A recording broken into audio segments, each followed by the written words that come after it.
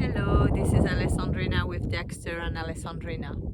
And today I want to talk to you about how we can be so hard on ourselves and also try so hard, and the value of no longer doing that.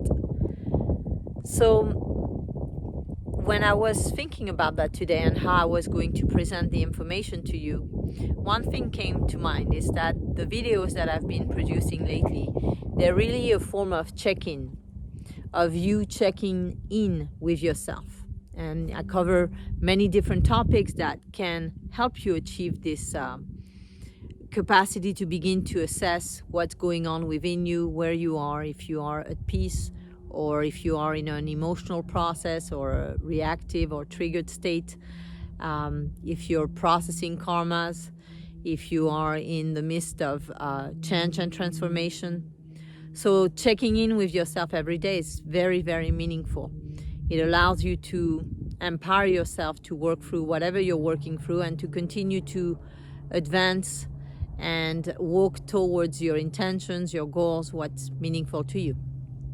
So the topic of today, being hard on ourselves or trying hard. Becoming aware of any area in your life where you've been hard on yourself, where you've had high expectations of yourself, where you maybe have internalized the expectations of others or things that you've seen modeled in society, not being really consciously aware of how you are different, how you are whoever you are, and whatever expectations socially, familiarly, interpersonally you have realized people have of you, not to internalize those, to really allow yourself to grow at your own pace and to realize what are your karmas, what are certain of your patterns and limiting beliefs, and to be okay with those, of course, to continue to transcend them, to clear them, and to also be okay where you are and not try so hard or be so hard on yourself that you don't actually enjoy the present moment and are in a relaxed and open state where you can actually more consciously navigate old patterns and old energies rather than, again, being hard on yourself. So how do you realize if you're being hard on yourself or you're trying really hard? You realize because you have a lot of thoughts, you feel either self-judgment, shame, guilt, a sense of regret, a sense of not doing enough, not being enough, a sense of maybe low self-worth or not feeling deserving of things. And when you realize that you are doing that, you're being hard on yourself, that you're really operating from beliefs and expectations, then you have the opportunity to let that go, to really allow yourself to be in the present moment with yourself, with your intentions.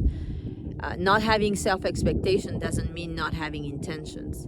It simply means not, again, trying so hard to fit a round peg inside a square, right? So we do that sometimes. We're like, we become very focused and almost maybe borderline OCD. We want to make things happen a certain way. We want to be a certain way. We want to do things a certain way, and that's not always helpful. It actually separates you from that which you want.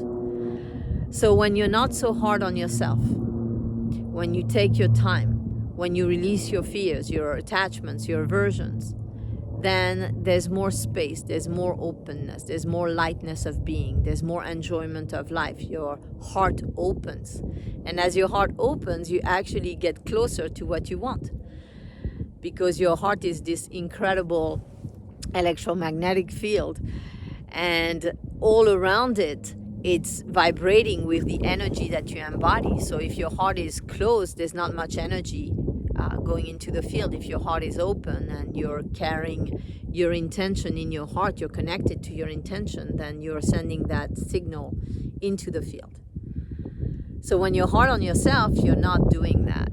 You're contracted, you're focused on things not being the way that they should be, and judging yourself and punishing yourself in some way in your behavior, even if you're in your thoughts and your emotions themselves. That's a form of punishment. So, not being hard on yourself is key.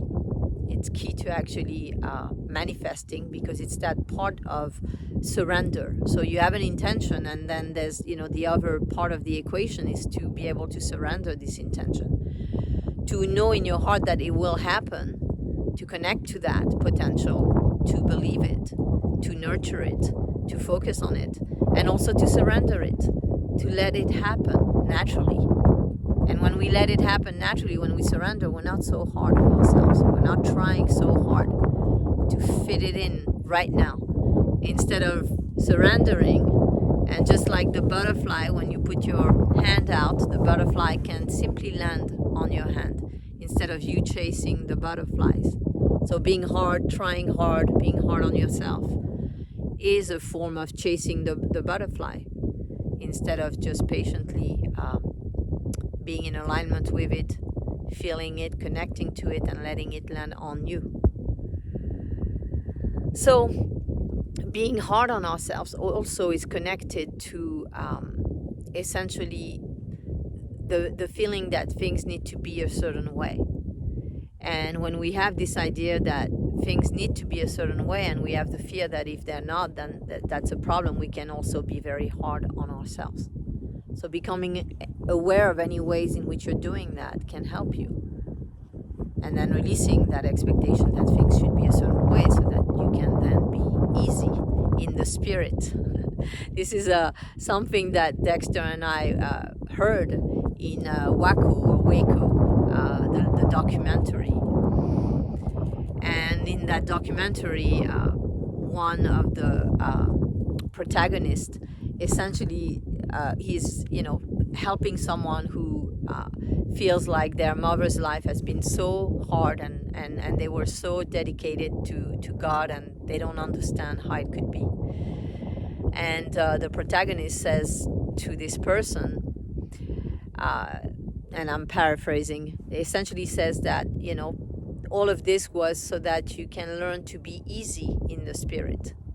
So being easy in the spirit, being easy in life, in ourselves, with ourselves, with others, and flowing with what happens from moment to moment, and trusting, having faith.